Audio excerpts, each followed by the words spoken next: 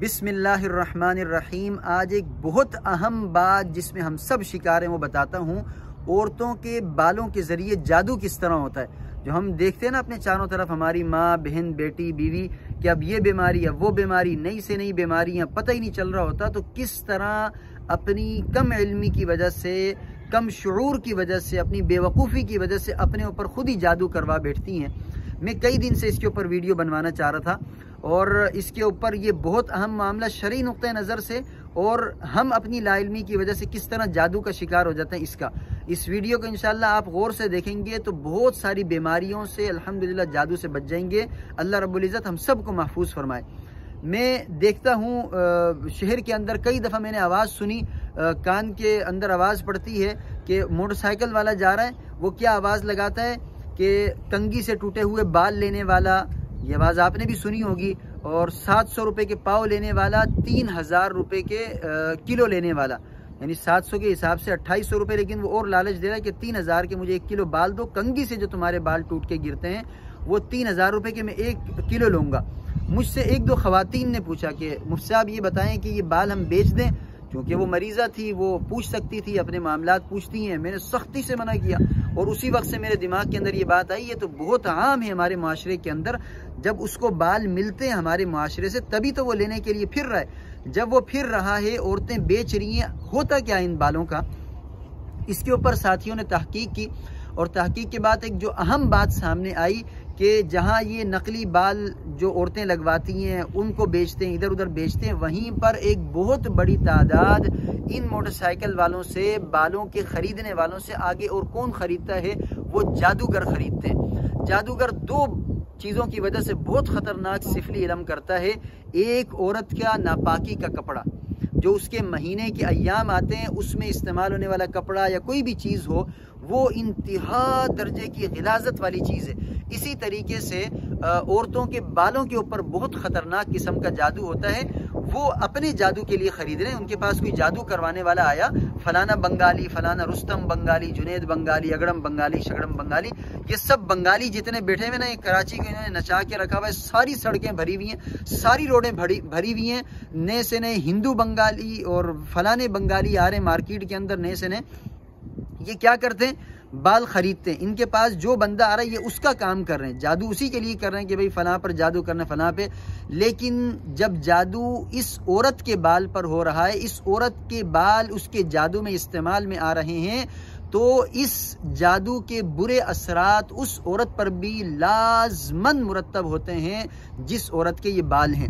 अब बहनें, बेटियां क्या करती हैं, अपनी कम अकली की वजह से, बेवकूफ़ी की वजह से बाल बेच दिए, चलो पैसे आ जाएंगे। वो बाल आगे बिके जादूगर के पास, उसने फिर आगे अमल में इस्तेमाल किए। इधर ये बहन बेटी पड़ी हुई है कि पता नहीं क्यों सर में पूरे दिन दर्द रहता है, पता नहीं क्यों ये होता है, वो होता है, नई से नई बीमारियाँ। छोटा सा एक बच्चा आया, मैं हैरान रह गया, ऐसी ऐसी बीमारियाँ आती हैं। 8 साल का बच्चा, शुगर है भाई, 8 साल का बच्चा है, उसको डायलिसिस है।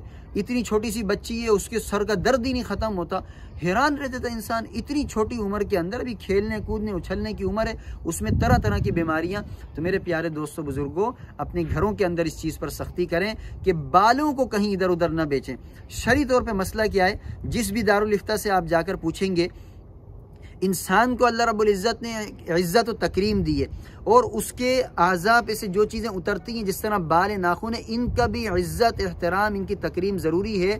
हमारे नाखून, हमारे औरतों के बाल, मर्दों के बाल जो भी जमा हों, हम कोशिश करें उनको जमा करें। तो दाढ़ी के बाल वैसे ही कहीं पर गिर गए, सर के बाल गिर गए, कोई बात नहीं, लेकिन औरतें कंघी करती हैं, बाल निकलते हैं, टूटते हैं, गिरते हैं, जमा करें, जमा करें। फिर किसी जगह में जाकर उसको खड्डा करके दफना दें या उनको समंदर के अंदर डाल दें, उनको एक ठिकाने लगाएं, किसी इंसान के हाथ नहीं लगने दें।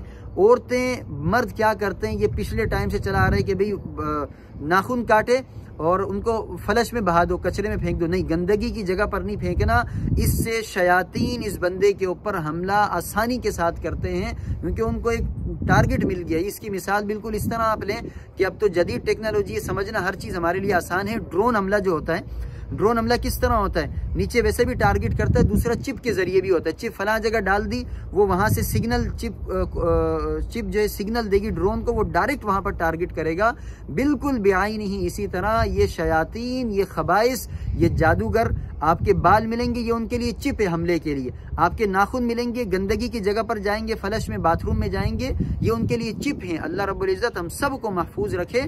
इन तमाम चीज़ों को जमा करें। शरई मसला बयान कर रहा था कि नाखूनों को, बालों को कहीं पर बेचना शरन हराम है, नाजायज़ है। इनको गंदगी की जगह पे फेंकना गुनाह है। इनको एजाज़ और इकराम के साथ जमा करें, उसके बाद कहीं पर मिट्टी में दफना दें। इसको किस्सा ख़त्म है, समंदर में जाकर डाल दें, दरिया नहर है उसके अंदर डाल दें, किस्सा इसका तमाम करें। इसको किसी के हाथों बेचना नहीं है, गंदगी की जगह पर नहीं फेंकना, ये शरई तौर पर मना है। और इसका जो ज़ाहिरी नुकसानात है मैंने जादू का बताया, दीगर खबाइस शयातीन के मुसल्लत होने का बताया, तो इसी वजह से होते हैं कि हम ये बेवकूफ़ियाँ करते हैं। इस तरह की कोई बेवकूफ़ी नहीं करनी। अपने बाल जमा करें, नाखून जमा करें, थैली के अंदर लाकर दफना दें, बस किस्सा ख़त्म। ना इंशाल्लाह कोई बीमारी आएगी अल्लाह के हुक्म से, नहीं जादू वादू असर करेगा। अल्लाह रब्बुल इज़्ज़त हम सब को महफूज फरमाए। जिन्होंने बेवकूफ़ियाँ की सदक़ात दें ताकि अल्लाह पाक इस बीमारियों से जान छुड़वाए। तौबा ताइब हों, अल्लाह पाक आइंदा इस तरह नहीं करेंगे इंशाल्लाह। अल्लाह रब्बुल इज़्ज़त अमल की तौफ़ीक अता फरमाए और समझ अता फरमाए। आमीन बिरब्बिल आलमीन।